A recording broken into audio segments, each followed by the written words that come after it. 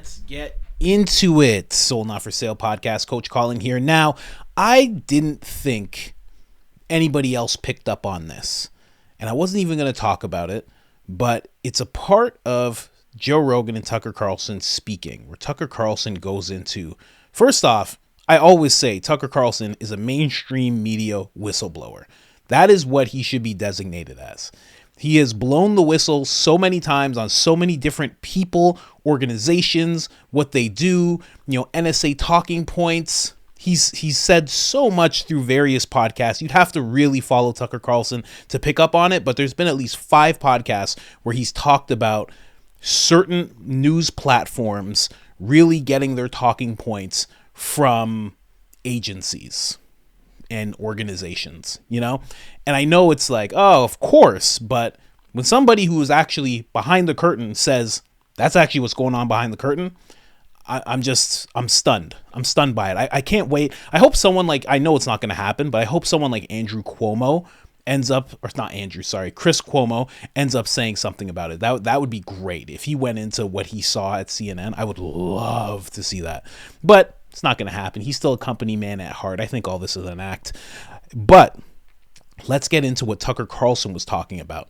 Now, there was someone who made the same connection that I did. You're going to hear Tucker Carlson talk about this whole coup that happened. How there was a reporter and then certain things happened with Nixon and why it happened with Nixon. Now, it sounds kind of like current day. But we're going to get into that afterwards. Let's just get right into the clip. Don't forget about the new channel I got, Coach COLIN Media. There's a link in the description. We got 76 videos. It's where I break away from the Rogan content, and it's amazing, if I say so myself. But other than that, let's get into this Rogan clip. Bizarre that the New York Times wouldn't have an issue with that. Well, the New York Times does that all the time. But bizarre that they wouldn't have an issue with the government tapping into your phone. They work for the government. Are you kidding? Right. The New York Times? Yeah, the New York Times is a conduit for the lies of government. That's what it is. It's their tool, and they're perfectly aware of that. I used to write for the New York Times as a freelancer. I've been around the New York Times a lot, and there are a lot of really smart people there. For sure, even now, I would less so now, but there's still, I think, smart people there. There are, I know some, and they know, but they think that it's worth it because they're bringing information. Or I don't know what they think actually, but no, they're tools of power. And that's the one thing that you're not allowed to be. Even if you think the power is good, maybe they all support the agenda of the U.S. government, destabilizing the world and impoverishing their own population. Maybe they're on board with that. Even if they are, they shouldn't do it, because the job of the media, the press, is to keep power in check. You are kind of like the seatbelt, right? Right. You make sure that things don't go too far. So, and they're not doing that. They're acting as a willing handmaiden. When do you think that switched? Well, I think it's been the case for a long time. If you look at what happened to Richard Nixon, which I, of course, did not understand at all, Richard Nixon was taken out by the FBI and CIA, and with the help of Bob Woodward, who was a Washington Post reporter who had been a naval intelligence officer working in the White House, working in the Nixon White House. And then he shows up a year later, and he's this brand new reporter. He'd never been a journalist at all. He's a naval intel officer. The famous Bob Woodward, we all revere. And he's at the Washington Post, and somehow he gets the biggest story in the history of the Washington Post. He's the lead guy in that story. Well, I worked at a newspaper. I've been in the news business my whole life. That is not how it works. You don't take a kid his first day from a totally unrelated business and put him on the biggest story. But he was. He was that guy. And who is his main source for Watergate? Oh, the number 2 guy at the FBI. Oh, so you have the naval intelligence officer working with the FBI official to destroy the president. Okay, so that's a deep state coup. What else? How would you describe that? If that happened in Guatemala, what would you say? And yet the way it was framed and the way that I accepted for decades was, oh, this intrepid reporter fought power. No. This intrepid reporter, Bob Woodward, was a tool of power, secret power, which is the most threatening kind, to bounce the single most popular president in American history, Richard Nixon, from office before the end of his term and replace him with who? Oh, Gerald Ford, who sat on the Warren Commission. Now, how did Gerald Ford get to be Richard Nixon's vice president? Well, because Carl Albert, the Democrat Speaker of the House, told him, you must choose him. We will only confirm him when they sent the actual elected vice president away for tax evasion, Spiro Agnew of Maryland. So you have a complete setup, Gerald Ford, the only unelected president in American history, actually sat on the Warren Commission.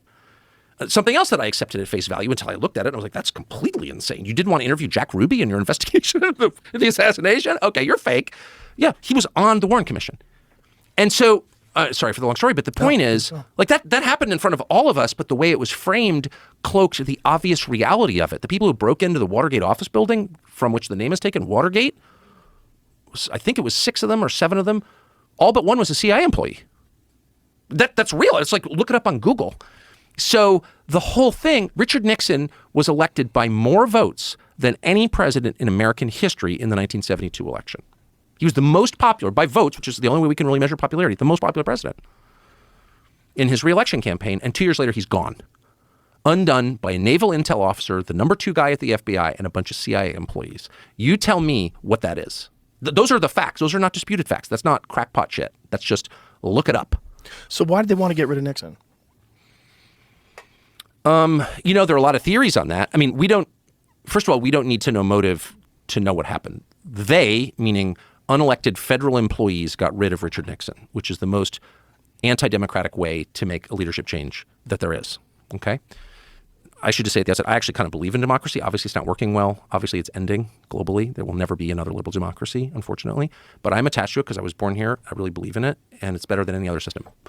So that's why I'm pissed. What was their motive?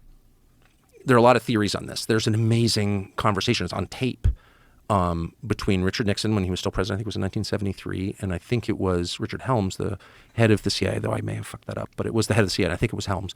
And Nixon says, I know why they killed Jack Kennedy. So Nixon was a student of history, obviously a flawed and complicated person, but a very, very smart person. And he was really interested in why this guy who'd been president, just one president before him, was murdered. And he didn't think it was a lone gunman who was mysteriously assassinated 2 days later by another lone gunman. Like, it's so obviously bullshit. And he knew that. And he said to the CIA director, who, and you can listen to the tape, it's on the internet, is totally silent on this question. So I think there was the impression, I know, that Nixon understood that the bureaucracy was really in control of the country. It wasn't elected officials. And that's a massive threat because it's true. So, and there may have been other reasons too that I'm not privy to. Look, and by the way, I didn't even know any of this, despite having moved to Washington in high school and been around this stuff a lot. I didn't know any of it. And I know Bob Woodward personally. So and I know Carl Bernstein personally. I even worked for Carl Bernstein briefly. So I knew some of the actual players in this, but I didn't connect the obvious dots because they weren't framed that way. That's the point I'm making. It's the way that you frame things. You can have all the information available on Wikipedia, which is also controlled by the intel agencies, but there's still information on there. The information can be out there in the public domain. It's a matter of seeing it for what it is, right? Yeah. So Nixon said that he knew why they killed JFK. Mm-hmm. Did he elaborate? Nope. And it's worth listening to. It's a very weird conversation. It takes place in the Oval Office, which famously had tape recording devices in it. Obviously, this became a big feature during the Watergate hearings. But yes, that conversation, and I may be mangling it slightly, but it's on the internet and absolutely worth listening to. And the CIA director has this kind of sinister silence. So like if I'm the president and you're the CIA director and I say, I know why the guy who was just president 10 years ago was killed, the obvious answer would be like, well, why? Right. What? You know why he was killed? You've got insight into the assassination of the U.S. president? He doesn't say anything. Just like a very weird response. Like, what? Just kind of throw that out there? Like, if you say to me, we're taking a leak, you're at the next urinal, and you're like, I figured out the secret to life. And I'm like, huh, okay. That's like not a good response, right? Right. It's a telling response. Did you hear Trump's take on the JFK assassination, why he didn't release the files? Yeah, I know what Trump's take is. He said that if you knew what I know, you wouldn't tell people either, which is crazy. Well, and that's his position on the UAP thing as well. Yeah. Actually. And that's a lot of people's position on it. I mean, Trump is saying, of course, the CIA had knowledge of it. That is known. I mean, the whole thing, it's so funny. There's so many levels and there's so much I don't understand. But the whole JFK conspiracy industry, and it really is an industry, more books written on that than almost any historical topic, is filled with wackos, right? There are a lot of wackos in there. But that fact obscures the larger fact, which is the facts themselves tell an unbelievable story. Yeah. And so, whatever, I could get into it at great length. But they're still classifying documents 61 years later. Both Trump and Joe Biden have, in violation of my read of federal law, kept those documents secret. There's no living person connected to the Kennedy assassination. It was a couple generations ago. There's no one person whose secrets are being protected. it's an institution, or maybe countries. There may have been countries involved too. I mean, I don't know the answer, but there's clearly something worth protecting. And I know that when I spoke to someone who'd seen the documents, 2 years ago, and I got one fact out of him, which is, yes, the CIA was involved. And by CIA is a huge organization, but James Jesus Angleton, the head of the operations directorate, had knowledge of this, which I think is well known. But that's the view of someone who saw the documents. So I thought that was news. So I went on TV and said that. The next day, I'll never forget it, I went quail hunting. And I was driving back, and I got a phone call from Mike Pompeo's lawyer. Mike Pompeo was the Secretary of State, but before then, he was the director of the CIA. And in that position, he plotted the murder of Julian Assange. So he is a criminal as far as I'm concerned. But his lawyer called me and said, you should know that anyone who tells you the contents of classified documents has committed a crime. He's threatening me. He's in my car. With my dog sitting next to me, I'll never forget this. And I said, are you really saying that to reveal that the U.S. government had a role in the murder of a democratically elected president, to say that out loud, that's the crime? What about the actual crime, which is murdering a president? Like, you're covering. Tucker Carlson, very deep into it. And it's funny to hear these stories and to also have the memory, because I just did videos covering Tucker Carlson and his Putin interview, and I was talking about how Jon Stewart has the same talking points as CNN and MSNBC, and they were all saying in uniform how Tucker Carlson is not a real journalist. And then you hear stories like this, and you're like, oh, like this. These are the stories real journalists tell. The little behind the scenes, and then after I made this story, somebody gave me a call, a little bit threatened me, and very interesting stuff, man. Very, very interesting stuff. But the thing that stood out to me when I first heard this, I was like, this is very much, and this guy caught on to it too, I guess, given the title of this whole thing. Democrats have been doing this to Republicans, to Republican leaders since the beginning of time. Yeah, it's interesting, very interesting. But this guy came on to the same thing. But, what I just want to say before I play this little clip is I feel like we're going to have a time where years and years have passed, and there's going to be two people on a podcast. Maybe they'll be in virtual reality. Maybe they'll be talking via chips in their brains. Who knows? It'll be the new Joe Rogan or the old Joe Rogan. Maybe he'll completely adopt into the machine world. He'll still be around. I don't know. But maybe Tucker will be around too. Who knows? But I think we're going to have these same conversations about Trump. These same eye-opening conversations. Because honestly, when he said everything about Nixon, I had only heard that from him. There was another podcast where he was with Dave Smith, and they were talking about this at length. That podcast is gone. I cannot find it. I have no idea where it is. I thought I had the link. The link is gone. I have no idea. But they talked about it at length. It was the only time I ever heard those things about Nixon, about this whole thing, about the Bob Woodward and how he was a new reporter and in naval intelligence and working with a guy from the FBI, and it all just sounded so crazy. And I think we're going to have that same moment with Trump. Maybe not us. Maybe we'll be the ones telling the story to somebody who is like 5 years old right now. And they'll be like, I don't know, man. I just remember we were taught in school he was just a fascist and he attempted to, take over the United States and he caused a huge riot. That's all I know. That might just happen. Unless we all speak about it constantly. What are they going to make that moment, Trump's moment in history, actually look like?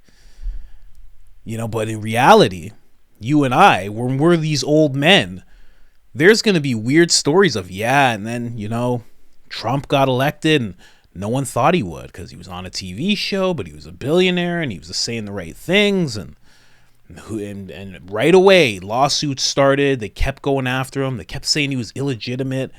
And he was the only president who would talk about, not the only, but he was one of the only presidents in modern day that would talk about the military-industrial complex. And he was saying how people in defense contractors aren't happy with him. And the intelligence agencies were spying on him. And it turned out to be true. And, and then a senator, this guy, Chuck, he went on a show and he said, the intelligence agencies have 6 ways from Sunday getting back at you, and they're very unhappy with Trump, and whoever we're talking to is going to be like, what do you mean? He said this on TV. He said this on national TV. It was a big show. Rachel Maddow. He said this. He looked at the camera and said it. People are going to be like, what? What are you talking about? And yeah, man. And it turns out he was the only thing standing between democracy and freedom.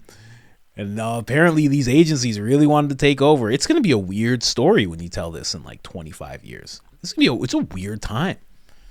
And then all of a sudden he ran for president again. He got hit with all of these lawsuits, and it was like 91 indictments, and he kept beating the cases, and he was campaigning in between days at jail or days in the courthouse. People are going to be like, what? Yeah. Well, I mean, it's because he was a criminal, right? I heard, we were taught in school he was like connected to the mafia or something in New York. No, it wasn't that. They just wanted them to look like a criminal throughout the whole thing. I think there's going to be a big moment where people are just like, we're going to have to tell the story. It's going to be this exactly the way what Tucker just said was a revelation to me, because I didn't realize any of that. But all of that makes perfect sense. All of that makes perfect sense. After all the research I've done, the videos I watch, and the videos I've made, everything he's saying makes perfect sense. And they have not stopped doing stuff like this. They have not stopped. They keep doing it. And that's why when you look at Trump, he is unacceptable. And Nixon became unacceptable once he said, I know why they killed Jack. And Jack became unacceptable once he looked at these people in the shadows and said, we're not doing, Operation Northwoods? We're not doing that. Right? Me and the wife did a whole expose on that whole thing. And there was some really high up people. I forget what his name is. I want to say like Limston, like Limester. I forget, but he was very high up, very prestigious man. Walked around with an M16. He was the one who got everybody to sign off on it. And he brought it to JFK. And JFK said, no, we're not doing that. And then soon after, he passed away. He said no. I should find out what this guy's name is. He said no to this gentleman. This gentleman is the epitome of the deep state. The epitome of the deep state. The last time, Lyminster. Lyminster. Let me just... Northwoods. Let's see if that pops it up. This guy was the epitome. Nothing's popping up. He was the epitome of the deep state. He was working for the Rockefeller Foundation.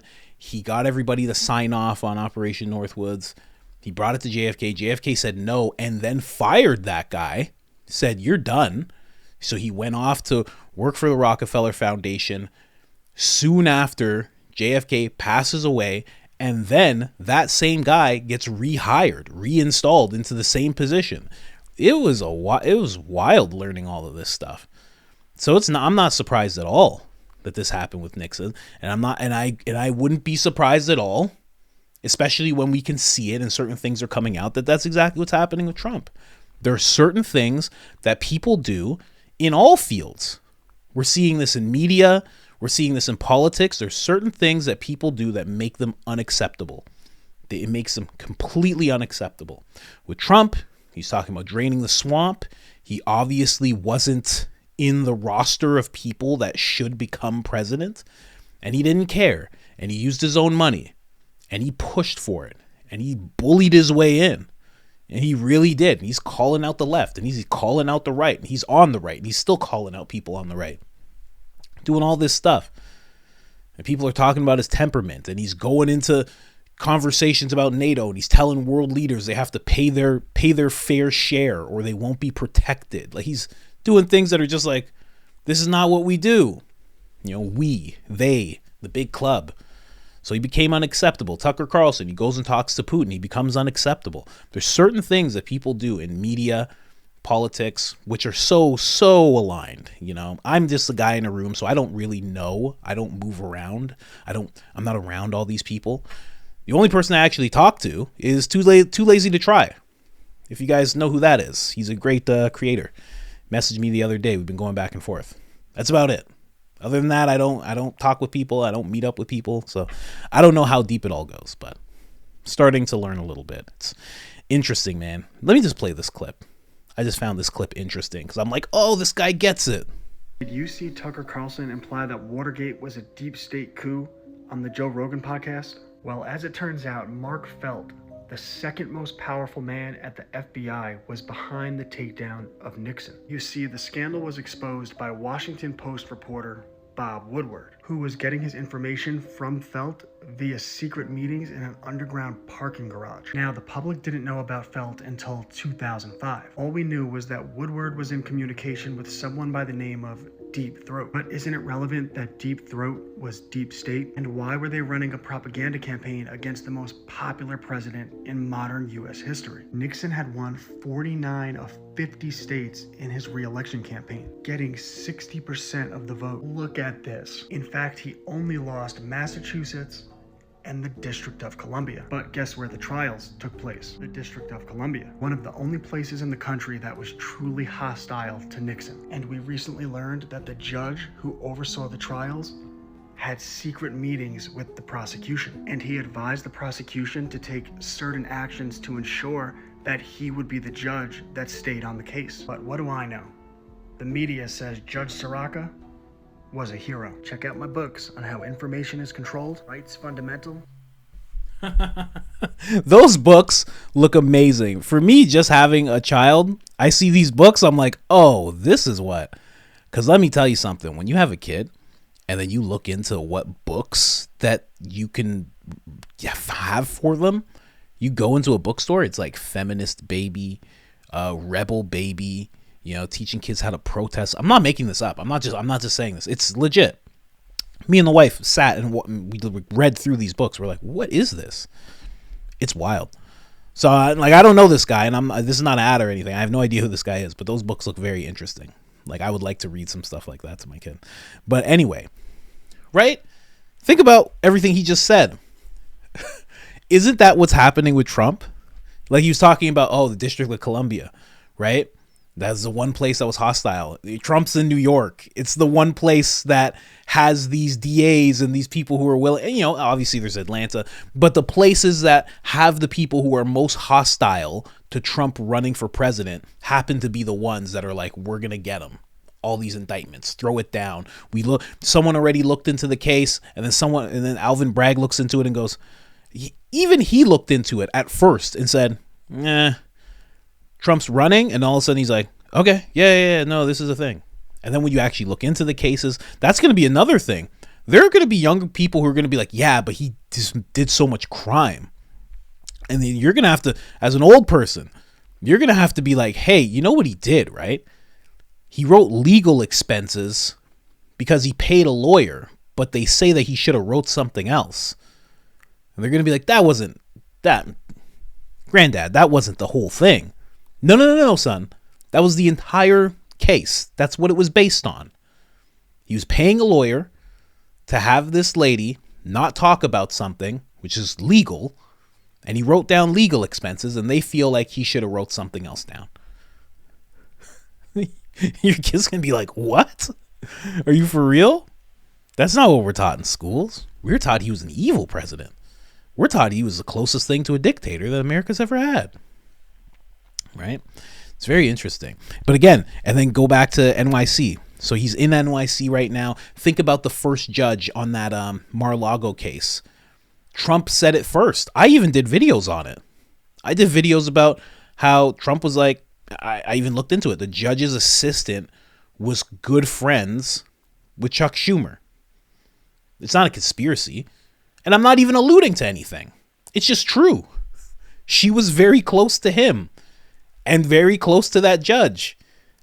And Chuck Schumer was the one. This is going to sound crazy in 20 years. And he was the one on national TV that said the intelligence agencies are very upset with Trump and that they have 6 ways from Sunday to get back at him. Was this one of the ways? Does this not make sense? I don't know, man. It's weird. And then you're going to realize, then they're going to be like, yeah, but it was a judge. Judges don't do that kind of thing. And you're going to be able to play video, if we even still have this whole grid set up. I don't even know how things are going to be.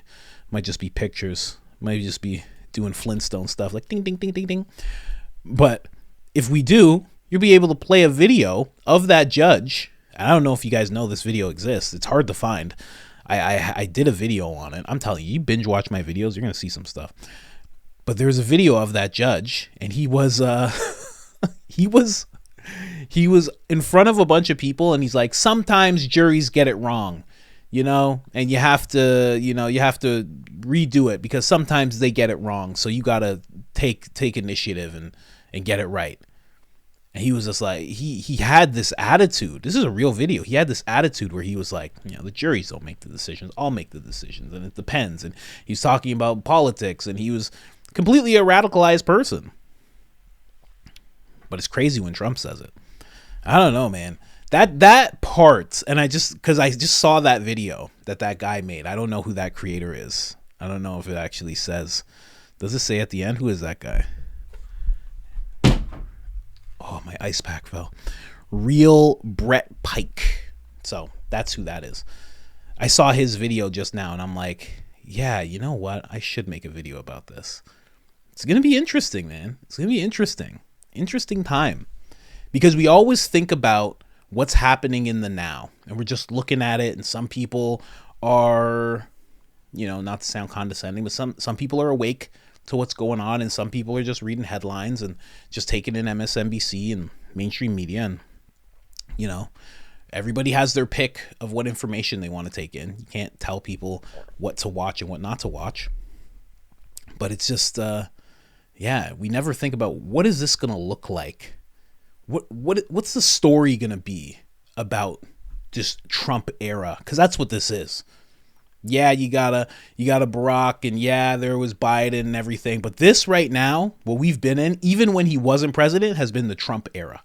We are in the Trump era, and it's about to get extended, and we don't even know when it's going to end. But right now, we're in the Trump era of politics, I wonder what the story is going to be.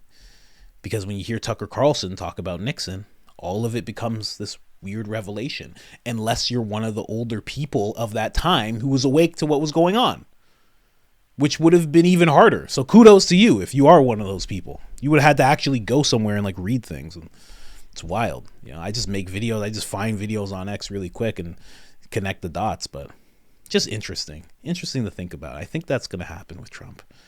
Trump's going to be quite a story, And where are you going to be? Hey, granddad, what were you doing? And you're going to go like this. You're going to roll up your sleeve. You're going to have a MAGA tattoo.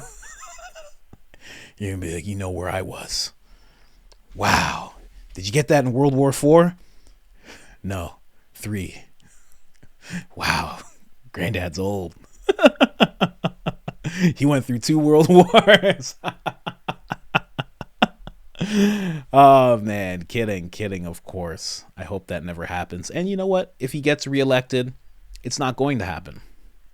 Right? That's a very good thing to think about, because all this war is going to get extinguished. That's, of course, you guys know my bias. I always talk about my bias. I like Trump, want to see him as president, so just letting you know my bias. But I do think that he's been very anti-war. He's proven it before. And I think when he gets in office, he's going to fly more of that type of flag of being anti-war, and he's going to solve these things. Anyways, guys, let me know what you guys think in the comments of the Nixon stuff, of the Trump stuff. Do you see a connection there? Are you understanding what's going on right now? Let me know in the comments. Other than that, like, subscribe, all that good stuff. It helps the channel tremendously, and I'm out.